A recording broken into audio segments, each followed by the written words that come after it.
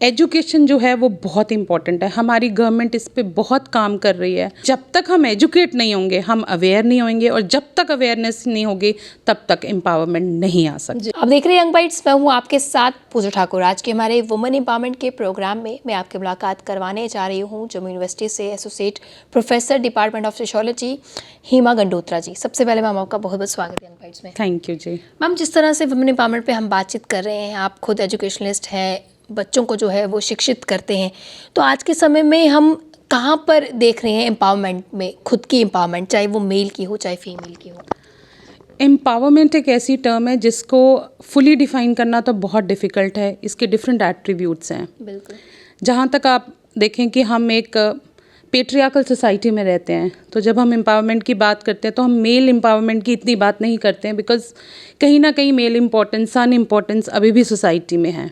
But over the period of time, मतलब अगर मैं अपना ही एग्जाम्पल लूँ, since childhood to this stage मैंने बहुत सी चेंजेस देखी हैं, जहाँ फीमेल्स, गर्ल्स स्टूडेंट्स अब आगे आ रही हैं। और वो क्यों आ रही हैं? बिकॉज जागरूकता है सोसाइटी में। बच्चियां जो हमारी हैं, अगर आप एजुकेशनल इंस्टीट्यूट्स में ही देख लें, उनका जो इनटेक है, आप परसेंटेजेस देखें कितनी बड़ी हैं। हमारी सोशियोलॉजी में ही आप देखें, हमारे यहाँ नंबर ऑफ़ फीमेल कैंडिडेट्स ज़्यादा हैं और नंबर ऑफ़ मेल कैंडिडेट्स कम रहते हैं। तो ये कहीं ना कहीं दर्शाता है कि कहीं ना कहीं बच्चियाँ जो हैं और पेरेंट्स जो भी हैं वो जागरूक हैं और अपनी बच्चियों को आगे फर्दर स्टडीज़ के लिए भेज रहे हैं। अब आप एम्पावरमेंट की बात करो तो मुझे लगता है एम्पावरमेंट डिफरेंट एरियाज़ में और डिफरेंट एट्रीब्यूट्स में होना बहुत ज़रूरी है। पहले तो एक एजुकेशन है जो एम्पावरमेंट लाने में हेल्प करेगा। दूसरा बहुत इम्पॉर्टेंट मुझे जो आज भी लगता है, कहीं ना कहीं बहुत से घरों में ये चीज़ में अभी भी हम लैक करते हैं, जहाँ डिसीजन मेकिंग पावर वुमेन को नहीं दी जाती है। तो जब तक हम ये डिसीजन मेकिंग पावर, छोटी छोटी चीज़ों में भी बहुत इम्पॉर्टेंट है वुमेन की पार्टिसिपेशन।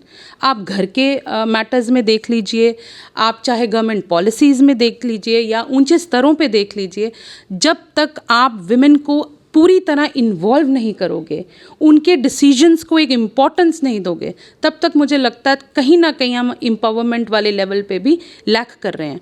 अभी रिसेंटली आप देखिए, I am very thankful to our vice chancellor professor Umesh Rai. हमारी 700 बच्चियां जो गई हैं डिफरेंट स्टेट्स में कॉलेज ऑन व्हील्स में, वो कहीं ना कहीं एग्जाम्पल है वुमेन एम्पावरमेंट का। पेरेंट्स ने कहीं ना कहीं सोचा 15 दिनों के लिए अपनी बच्चियों को भेजना डिफरेंट स्टेट्स में, क्योंकि उनमें भी एक सेंस ऑफ कॉन्फिडेंस बोल लो या आप सेंस ऑफ, अगर आप बोलो कि उनमें जो एक विश्वास था हमारे एजुकेशनल इंस्टीट्यूशंस पे, हमारे टीचर्स पे, हमारे मेंटोर्स पे, और बच्चियां बहुत खुल के बाहर आई हैं। बच्चियों ने बहुत खुल के अपने आप को दर्शाया और वो खुश भी हैं और वो चाहती हैं कि ऐसे प्रोग्राम्स आगे भी हों। नहीं तो आज से अब कुछ साल पहले देखो, आप देखो कहाँ, मुझे भी याद है कि जब स्कूल लेवल में हमारा एजुकेशनल ट्रिप जाया करता था और चाहे वो 3-4 दिनों के लिए होता था, तो हमारे पेरेंट्स बहुत कंसर्न रहते थे।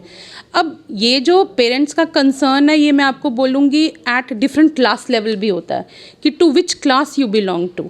अभी भी हम ये नहीं कह सकते कि अगर ये 700 लड़कियां गई हैं या मेरे जैसे कुछ एजुकेशन लेवल पे, हायर एजुकेशन लेवल पे आ गए हैं, तो हम बोलेंगे कि फुल एम्पावरमेंट है। हमें अर्बन और रूरल सेक्टर दोनों में देखना पड़ेगा।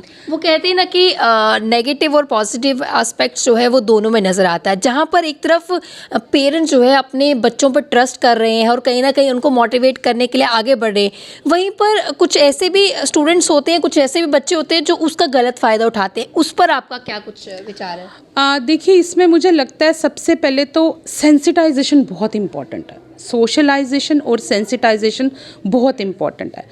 आप अगर पॉजिटिव की बात करो तो मेरे लिए पॉजिटिविटी यही है कि आज बच्चियां खुल के आ रही हैं, पढ़ रही हैं, हर जॉब अपॉर्चुनिटीज़ का फ़ायदा ले रही हैं। सिलेक्ट होती हैं या नहीं होती हैं वो एक सेकेंडरी इशू है, बट वो अप्लाई कर रही हैं।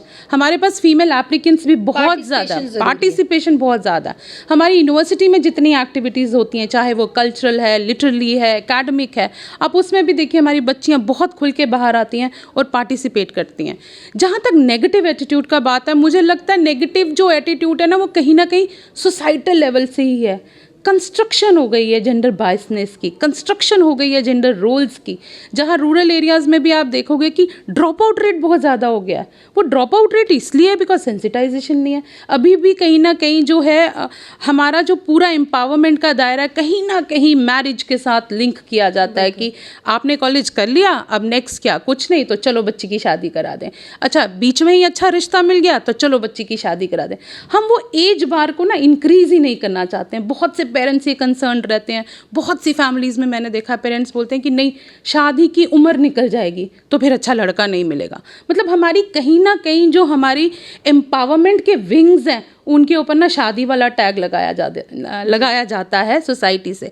ये इस कंस्ट्रक्शन को डीकंस्ट्रक्ट करना बहुत इम्पॉर्टेंट है। और सिर्फ मैं ये नहीं बोलूँगी कि ये डीकंस्ट्रक्ट एज विमेन हमें ही करना है, बट इसमें विज़िवी मेन का बहुत रोल है।